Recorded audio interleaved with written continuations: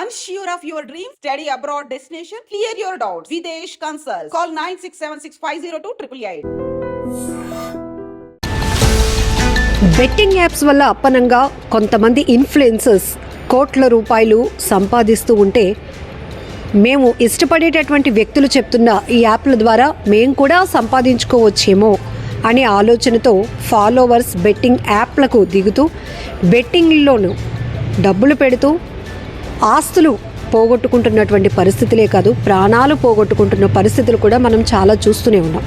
అయితే Telangana RTC MD IPS Sajjanar గారు ఎక్స్లో చేసినటువంటి post, local boy Nani Vizag అబ్బాయి యూట్యూబర్ ఇన్ఫ్లుయెన్సర్ నాని తన భార్యతో చేసినటువంటి బెట్టింగ్ యాప్కి సంబంధించినటువంటి ప్రమోట్ చేస్తూ చేసినటువంటి కాన్వర్జేషన్ వీడియోని ఎక్స్లో పోస్ట్ చేస్తూనే సజ్జనార్ గారు ఏపీ డీజీపీకి, విశాఖ నగర పోలీస్ కమిషనర్ గారికి కూడా ఈ బెట్టింగ్ యాప్లు ప్రమోట్ చేస్తూ ఎంతోమంది ప్రాణాలే కాదు ఆస్తులు కూడా పోగొట్టుకునేలా ఇన్ఫ్లుయెన్స్ చేస్తున్న వీరందరిపైన మీరు ఫోకస్ చేయండి, ఇమీడియట్గా అరెస్ట్ చేయండి అంటూ ఆయన చేసినటువంటి వ్యాఖ్యలు ఆ తర్వాత ఏ స్థాయిలో దాని ఇంపాక్ట్ ఉందో కూడా మీ అందరికీ తెలిసిన విషయమే. ఇమీడియట్గా విశాఖ పోలీసులు లోకల్ బాయ్ నానిని అరెస్ట్ చేయడం, రిమాండ్కి పంపడం, ఆ తర్వాత బెయిల్ పైన ఆయన బయటకు రావటం.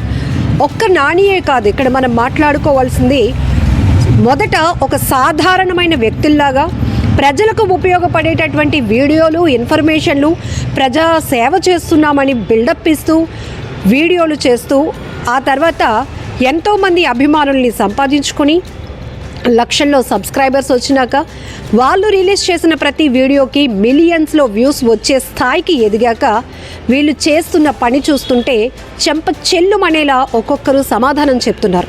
మీరా ఇన్ఫ్లుయెన్సర్స్, మీరా యూట్యూబర్స్, మీరా సొసైటీని బాగు చేస్తాము అని బిల్డప్లు ఇస్తున్న వాళ్ళు మీరా అంటూ ఇప్పుడు ప్రశ్నిస్తున్నారు.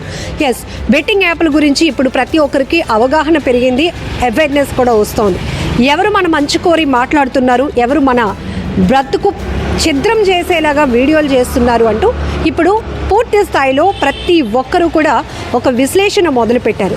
ఇప్పుడు అసలు విషయంకి వస్తే ఈ సజ్జనార్ గారు చేసినటువంటి పోస్టుతో, నాని అరెస్టుతో ఒక్కసారిగా బెట్టింగ్ యాప్లు ప్రమోట్ చేస్తున్న వారిపై ఆంధ్ర, తెలంగాణ పోలీసులు ఫుల్ ఫోకస్ పెట్టారు. ఎప్పుడు దొరుకుతారా అని కూడా చూస్తున్నారు. దొరకడం అంటే ఖచ్చితమైనటువంటి ఇన్ఫర్మేషన్ చాలా అవసరం. ఇక్కడ వాళ్ళని అరెస్ట్ చేయడానికి కొన్ని స్ట్రాటజీస్ ఫాలో అవుతూ ఉంటారు పోలీసులు. అంత మాత్రాన వీళ్ళు చూసి చూడనట్లు ఉంటున్నారా అని మనం అనుకోవడానికి కూడా లేదు. ఎస్, ఇప్పుడు లోకల్ బాయ్ నాని వ్యవహారం తర్వాత హర్ష సాయి యూట్యూబర్, అతన్ని చాలామంది ఒక యూట్యూబర్గా కన్నా అన్న నువ్వు దేవుడివి అని కొలిచే వాళ్ళే చాలామంది ఎక్కువ. ఎందుకంటే ఆయన యూట్యూబర్గా ఎదగటానికి కారణం ఆయన చేసినటువంటి సర్వీస్ యాక్టివిటీస్.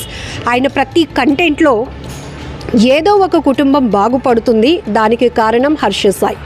వాళ్ళు ఏ సమస్యతో బాధపడుతున్నారో తెలుసుకొని టీం వర్క్ చేసి తను చేస్తున్నటువంటి సహాయం ఏ రూపంలో ఇస్తున్నామో కూడా, ఎక్కడ ఇస్తున్నామో కూడా తెలియకుండా రహస్యంగా ఆయన చేసినటువంటి సర్వీస్ యాక్టివిటీస్, ఆ కార్యక్రమాలే ఈరోజు అతన్ని ఒక హీరోగా మలిచాయి. ఇందులో ఏ మాత్రం డోకా లేదు, ప్రతి ఒక్కరూ యాక్సెప్ట్ చేయాల్సిన అంశాలే. కానీ ఈ స్థాయిలో వీళ్ళు అంటే వాళ్ళు యాక్టివిటీస్ ద్వారా ఎంత సంపాదిస్తున్నారో తెలియదు, కానీ ఈ స్థాయి అభిమానం సంపాదించుకున్న తర్వాత యూట్యూబర్స్, ఇన్ఫ్లుయెన్సర్స్గా మారి సొసైటీలో వాళ్ళకంటూ ఒక బ్రాండ్ ఇమేజ్ సంపాదించుకున్నాక కొన్ని బ్రాండ్స్కి వీళ్ళు అంబాసిడర్స్గా వ్యవహరించి దాన్ని ప్రమోట్ చేస్తున్న స్థాయికి ఎదిగిన తర్వాత మరి వీళ్ళకి ఏ అవసరాలు ఉంటున్నాయో తెలీదు, కక్కుర్తో తెలీదు, లేకపోతే నమ్మిన వాళ్ళనే ముంచేయాలన్న ఆలోచనో తెలియదు, కానీ బెట్టింగ్ యాప్లు ప్రమోట్ చేయడం మొదలుపెట్టారు.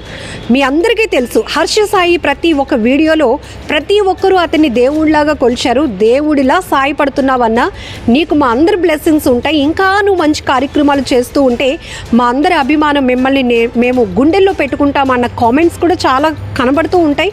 అలాగే హర్ష సాయిని కలవటానికి సుదూర ప్రాంతాల నుంచి కాలినడకన వచ్చిన వాళ్ళని మనం చూసాం. ఆయన సహాయం చేస్తే బాగుండు, మా కష్టాన్ని వింటే బాగుండు, మా కష్టాన్ని చూస్తే బాగుండు అని ఆలోచనతో ఒక చిన్నపాటి బ్యానర్లు కూడా పెట్టుకొని నడుచుకుంటూ వేరే ప్రాంతాల నుంచి వచ్చిన వాళ్ళని చూసాం. అతన్ని కలవటానికి, అతనితో సెల్ఫీ తీసుకోవడానికి వచ్చిన వాళ్ళని కూడా చూసాం. ఇవి కూడా మీకు మీడియాలో చాలా చోట్ల పబ్లిష్ అయినటువంటి అంశాలు. కానీ ఇప్పుడు ప్రతి ఒక్కరు హర్ష సాయికి ఏమంత అవసరం? హర్ష సాయి ఎన్నో కుటుంబాలకు వేలు కాదు లక్షల్లో సహాయం చేసి ఆ వీడియోలను కూడా తను ప్రమోషన్ కోసం అనుకోవాలో, పబ్లిసిటీ కోసం అనుకోవాలో, లేకపోతే ఇంకొకరిలో ఒక ఇన్స్పిరేషన్ నింపాలి అని అనుకోవాలో కంటెంట్ మాత్రం పోస్ట్ చేయటం ఇది అందరికీ తెలిసినప్పటికీ బెట్టింగ్లు ప్రమోట్ చేస్తూ ఒక మాస్క్ వెనకతను ఒక పర్సన్ వేసుకొని ఉంటాడు. వాళ్ళు ఎవరు ఏంటి అని తెలియదు. కానీ ఈరోజు ఇంత ఈజీగా నాకు మనీ వస్తుంది, నేను అంతే ఈజీగా పబ్లిక్కి సర్వీస్ చేస్తున్నాను అంటే బెట్టింగ్ యాప్లను కూడా ప్రమోట్ చేయడం వీళ్ళు మొదలుపెట్టారు. ఈ బెట్టింగ్ యాప్లు ఇంత క్రెడిబిలిటీ ఉన్న పర్సన్స్ ఒక విషయాన్ని చెప్పినప్పుడు ఖచ్చితంగా వింటారు జనాలు.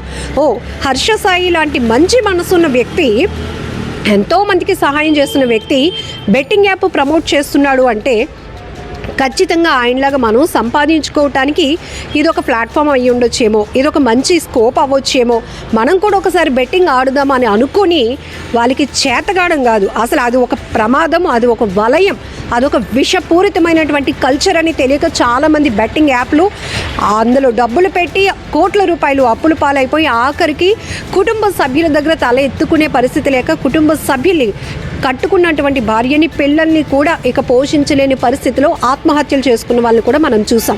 ఎప్పుడైతే ఈ బెట్టింగ్ యాప్లు ప్రమోట్ చేస్తున్న ఇన్ఫ్లుయెన్సర్స్ యొక్క భాగోతం బయటకు వచ్చిన తర్వాత నేరుగా బెట్టింగ్ యాప్ బాధితులే కామెంట్స్ పెట్టడమో, లేకపోతే ఆడియోస్ రిలీజ్ చేయటమో, లేకపోతే నాని బెట్టింగ్ యాప్ ప్రమోట్ చేయడం వల్ల మేము చేసాము, మేము నష్టపోయాము, ఖచ్చితంగా వీళ్ళని అరెస్ట్ చేయండి అని వాళ్ళు కూడా వాయిస్ ఇండివిజువల్గానే రేస్ చేస్తూ వస్తున్నారు. బట్ వీటన్నింటికి ఒక కదలిక మాత్రం సజ్జనార్ గారు ఇచ్చినటువంటి పోస్టుతోనే మొదలైంది. ఇప్పుడు ప్రతి వీడియోలో మనం చూడొచ్చు, సన్నీ యాదవ్ కావచ్చు, చాలామంది గర్ల్స్ కూడా ఇక్కడ చిన్న చిన్న కుటుంబ ఆర్థిక పరిస్థితులు ఎలా ఉన్నా వాళ్ళు చేసే కంటెంట్తో జనాలకు రీచ్ అయ్యి ఆ తర్వాత అమ్మమ్మ ఏదో కొనుక్కోవడానికి అడిగితే ఉండమ్మమ్మ నీకు క్షణాల్లో నేను డబ్బులు ఇచ్చేస్తానని ఒక అమ్మాయి బెట్టింగ్ యాప్ ఆడి అప్పటికప్పుడే ఎదురుగుంటా 500 నోట్లు పెట్టుకుంటూ వాళ్ళ అమ్మమ్మ గారికి డబ్బులు ఇస్తుంది. ఏం చెప్పాలని, సమాజానికి ఏం చెప్పాలని, ఎవరిని చెడగొట్టాలని, ఎవరిని అప్పుల పాలు చేయాలని, ఎవరిని చంపేయాలని మీ ఈ ప్రమోషన్స్ అని ఇప్పుడు జనమే అడిగి పడేస్తున్నారు. అడిగి కాదు కడిగి పారేస్తున్నారు అని 100% చెప్పొచ్చు. ఎస్, ఇప్పుడు విశాఖపట్నమే కాదు ఏ ప్రాంతంలోనైనా ఇన్ఫ్లుయెన్సర్స్ ముసుగులో ప్రమోటర్స్ ముసుగులో వీళ్ళు చేస్తున్నటువంటి బెట్టింగ్ భాగోతంపై పోలీసులే కాదు పబ్లిక్ కూడా చాలా సీరియస్గా ఉన్నారు. ఇప్పటికే ఎన్నో చావులు ప్రతి ఒక్కరు జీర్ణించుకోలేనటువంటి పరిస్థితి. ఎందుకు ఆడాలరా అంటే ఎస్, వీళ్ళు చేస్తున్న మంచి పనులకి ఇన్ఫ్లుయెన్స్ అయ్యి వాళ్ళకి ఫాలోవర్స్గా అయిన తర్వాత వీళ్ళు చెప్పుతున్న దాంట్లో వాస్తవం ఉందేమో, మనం కూడా కాస్త సంపాదించుకొని ఈ అప్పుల నుంచి బయటపడొచ్చేమో, లేకపోతే 1000 రూపాయలు పెట్టిన చోట 10,000 వస్తున్నాయని ఆశ కావచ్చు.